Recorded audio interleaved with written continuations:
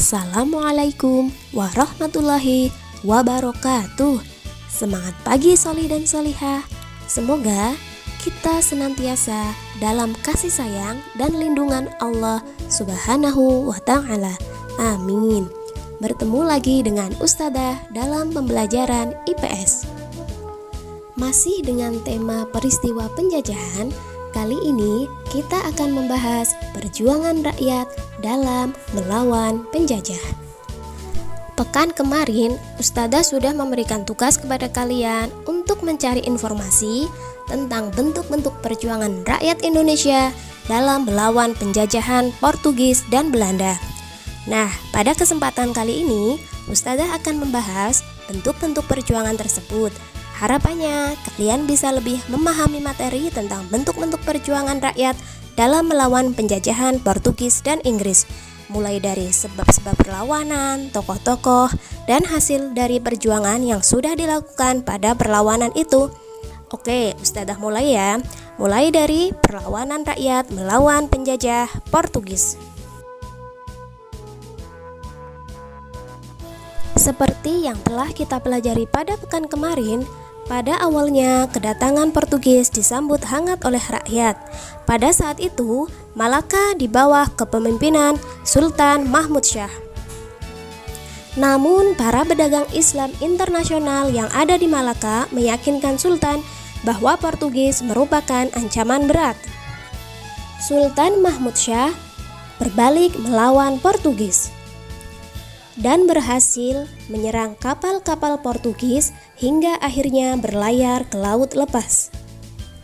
Tetapi Portugis tidak jerah. Portugis kemudian mengutus Alfonso de Albuquerque berlayar dari Goa ke Malaka dengan membawa 1.200 prajurit dan 18 kapal. Pada April 1511, Malaka berhasil ditaklukkan oleh Portugis.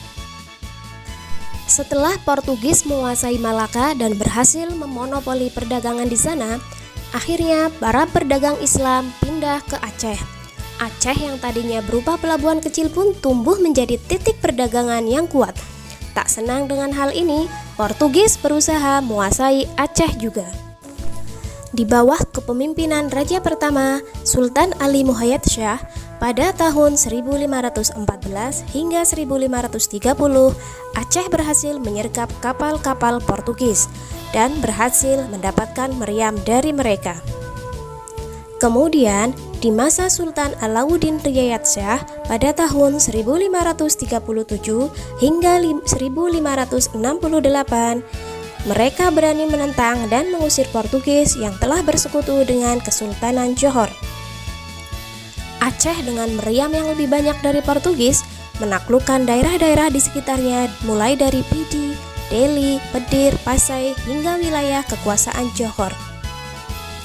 Aceh menjadi sangat kuat ketika dipimpin oleh Sultan Iskandar Muda pada masa periode 1607 hingga 1636. Aceh juga mendapat bantuan dari Turki, Persia, dan Gujarat atau India. Aceh mendapat bantuan dari pedagang muslim di Jawa, bahkan mengirimkan kapal prajurit dan makanan. Tercatat, Portugis dan sekutunya Johor berkali-kali diserang pada tahun 1614, 1617, dan terakhir 1629. Portugis tidak dapat menguasai wilayah Aceh. Kemudian berlayar ke daerah timur hingga sampai di Hitu, Ambon, Kepulauan Maluku. Di Kepulauan Maluku ini, Portugis disambut baik hingga bersekutu dengan Ternate yang sedang bersaing dengan Tidore. Namun hubungan baik tersebut tidak bertahan lama. Portugis membangun benteng di sana dan memonopoli perdagangan. Portugis pun pindah ke Tidore dan membangun sebuah benteng baru di sana. Rakyat Ternate akhirnya bersatu dengan Tidore melawan Portugis pada tahun 1565 di bawah kepemimpinan Sultan Hairun. Karena tindakan licik dari Portugis, akhirnya Sultan Hairun pun ditangkap dan dibunuh. Perlawanan rakyat Ternate dilanjutkan di bawah kepemimpinan Sultan Baabullah, putra Sultan Hairun. Pada tahun 1574, benteng Portugis berhasil direbut. Portugis berhasil diusir dari Maluku pada tahun 1575. Perjuangan melawan Belanda. Bangsa kita telah dijajah oleh Belanda selama 3,5 abad atau 350 tahun. Selama penjajahan berlangsung, rakyat sengsara dan menderita, hidup dalam kemelaratan dan kebodohan.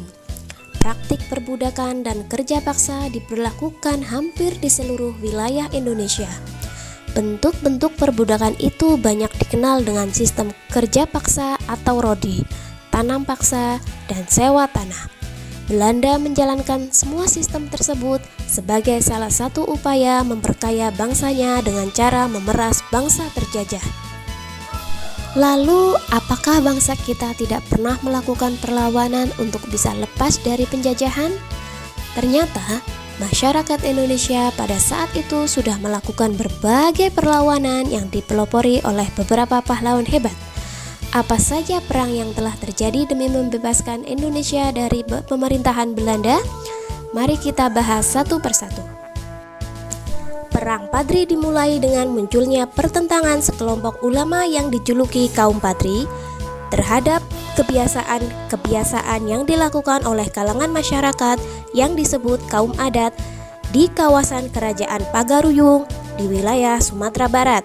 Kebiasaan yang dimaksud seperti perjudian, sabung ayam, madat, minuman keras, dan lain sebagainya.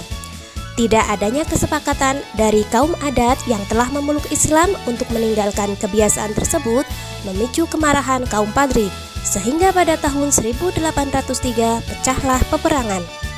Pada tahun 1821, kaum adat yang mulai terdesak meminta bantuan kepada pihak Belanda.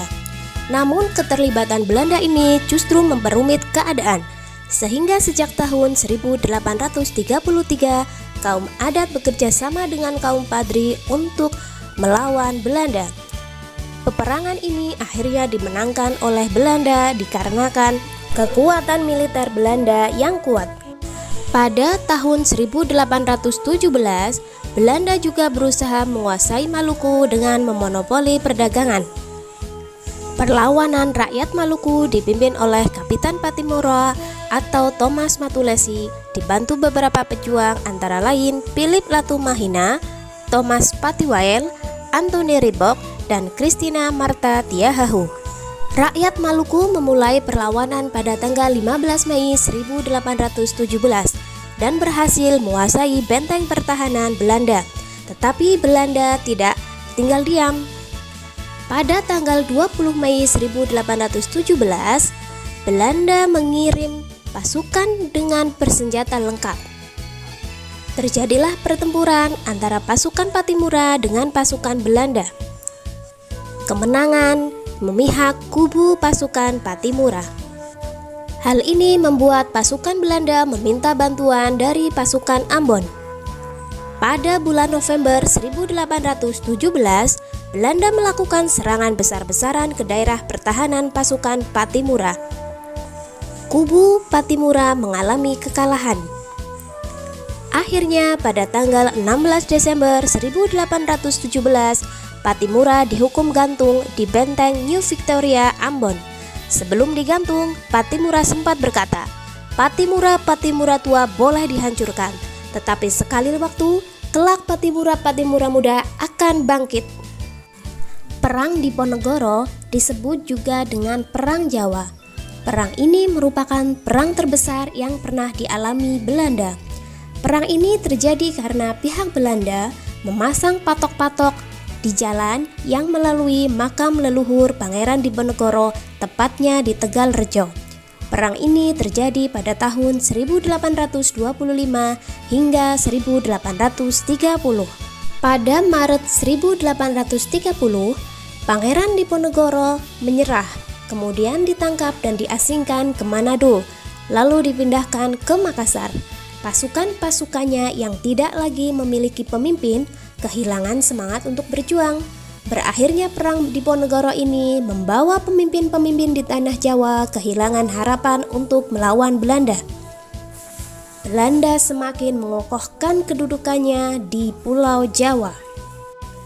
Perang Jagaraga Bali.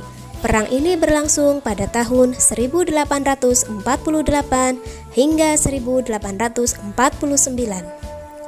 Jagaraga merupakan nama sebuah desa di wilayah Buleleng Timur. Desa Jagaraga sangat strategis untuk pertahanan dengan benteng berbentuk supit urang atau menyerupai jepitan udang. Benteng dikelilingi parit dengan ranjau yang dibuat dari bambu untuk menghambat gerakan musuh. Serangan Belanda yang pertama mengalami kegagalan karena Belanda belum mengetahui medan.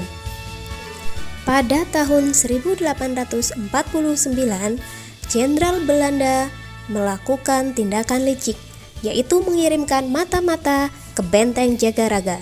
Setelah mengatur persiapan, mereka langsung menyerang benteng Jagaraga. Benteng Jagaraga dihujani tembakan meriam dengan gencar. Meski demikian, Patih I Gusti Ketut Jelantik dan pasukannya tidak melarikan diri.